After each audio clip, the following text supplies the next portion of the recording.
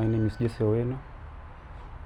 Many of you knows me as Jesse, and in the field of music I've been a trainer, been a mentor, been a pianist, and today it might be different. It may take a different kind of introduction. I've been sick, I've been overwhelmed for some time.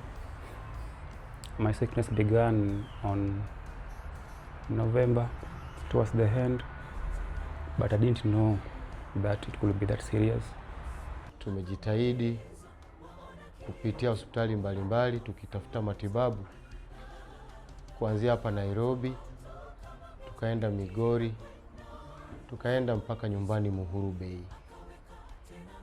Mahali popote tumejaribu matibabu, mpaka sasa mabadiliko yake kimaisha imekuwa kidogo sana. It just began like stomachache with a lot of vomiting na kichwa kuniuma. So after that, around December, I ran a lot of tests. Getting the results, it became cancer positive. And when I did the staging, it was stage 4. Tangu tuanze kushughulika naye kuhusu matibabu yake, mabadiliko yamekuwa kidogo. Lakini ushauri tulipata kwa daktari pale Nairobi Hospital Cancer Center, wakasema ya kwamba uwezekano wa kumtibu upo. And the doctors advised that we take the treatment outside the country, that is in India, for further medication. The situation right now, we are using a lot of money in managing the situation, not to treat his condition. Jesse can be treated. It was noticed out of the scan that the ailment has never escalated to some other vital organs. And this gives us hope that Jesse can get well if given proper treatment and care.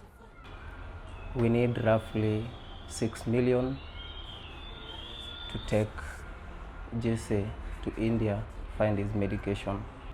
So I appeal to any well-wisher, I appeal to any organization, I appeal even to the government to support me in this cause, because whatever little I had in the previous months, I've been exhausted, and right now I don't have money to do me all this.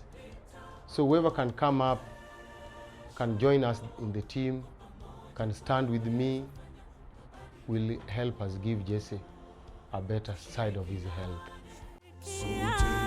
Wote pamoja, kwa mbali Mungu anatazama, mema utendayo, mbingu yanakiri, hakika nawe utabarikiwa, tushirikiane.